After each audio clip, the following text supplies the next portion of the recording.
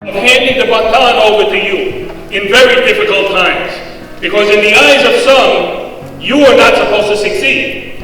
You guys have grown up around negativity. You've grown up watching presidents on TV talking about your families as if they were criminals.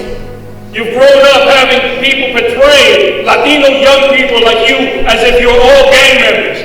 And that's what we read in the press when there's a gang violence. But when there's 400 students in Albany learning how to be leaders, we don't see the press.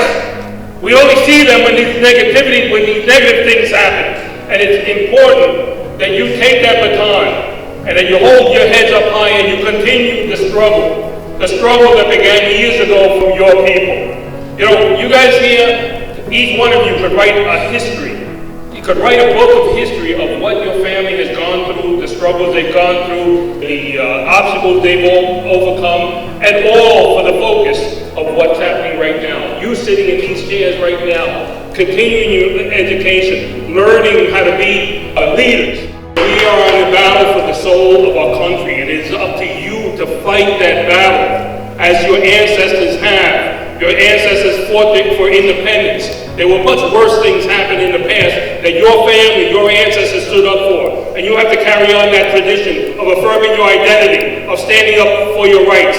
That is what we all have in common, regardless of what country we come from. But it's important that you get your education, because your education is something that they cannot take away from you. And education has always been used in this country to marginalize people of color. Throughout the history of this country, you know, a slave with a book was more dangerous than a slave with a gun, according to the policies of the United States, because they knew that education would make you want more, would make you question, will make you bring you to the table, will put you in a position where you are the ones making that decision. You know, we fought for years to get empowerment for our people, to be at the table. We fight for a seat at the table. On Long Island, years ago, there were no Latino elected officials. Today, we have 12. And that shows you the progression of what's happening. And as I said, we fought for that seat at the table. But now we have the seat at the table. What you need to fight for is to create a new table. Create your own table and set the tone for this country. Don't settle for what's handed to you. Don't believe the rhetoric and be armed with knowledge. You fight injustice with the truth. You guys have grown up around this negativity about people coming up and saying, you know, we're not against immigration. We're not against immigrants. We're just against illegal immigrants.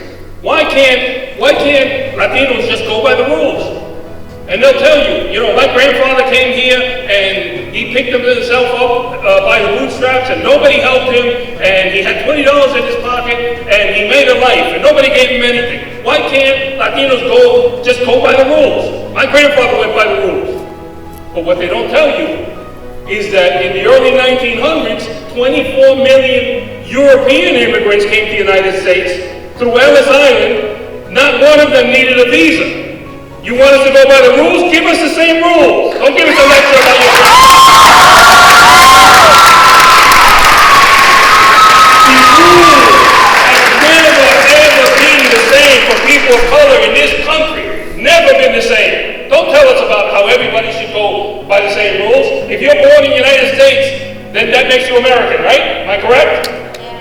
Wrong. They had Operation Wetback, where they went into California. Remember, California, Nevada, all those states used to be Mexico. And they went there in the 40s. They went in there, government policy, deported Mexicans who never knew Mexico. Their families were there from when California was Mexico. Deported them to a country they didn't know. Same rules.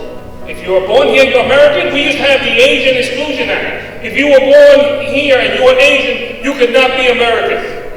What about the same rules? Don't lecture us about the same rules. There was a group of immigrants who came to this country who never saw that majestic lady in New York Harbor with a torch in her hand. You know why they didn't see her? Because they were chained to the bottom of ships. Don't tell us about going by the rules, when the rules have always been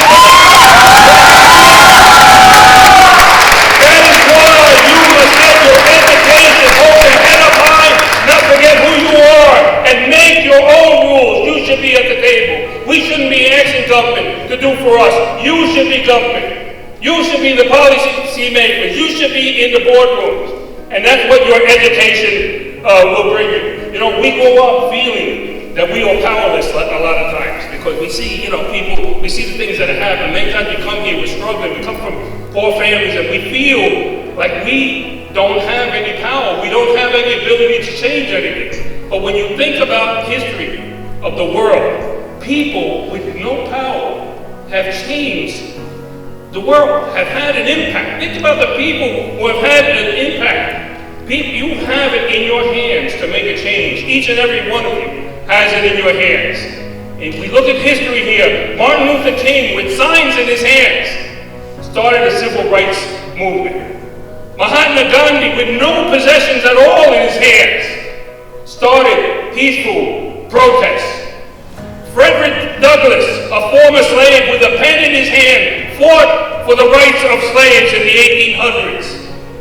Your ancestors with machetes in their hands, fought for your independence from Spain. Jesus Christ, with 2 nails in his hands, changed humanity for thousands of years. You have it in your hands. You have it in your hands. And it is important that you take what you have in your hands and you change the way things are going in this country. To be American does not mean that we all have to be the same. What it means is you bring the best and the brightest from any country, you bring them here with the same dream. All your families had that same dream. And I will submit to you that whether you're Puerto Rican, Colombian, the most resourceful Puerto Ricans, the most resourceful Colombians, resourceful Salvadorians, regardless of where you come, are not in your home countries. They are here. They are you, your families. Because it was your family who said, we will not settle for less. And there's no obstacle that we won't overcome to do for our family. And you all ended up here. And you are the ones who are going to do things that will not only affect people here in this country, but it's going to affect your people in your home countries as well. You know, we have coined the term "si se puede" in the Latino community.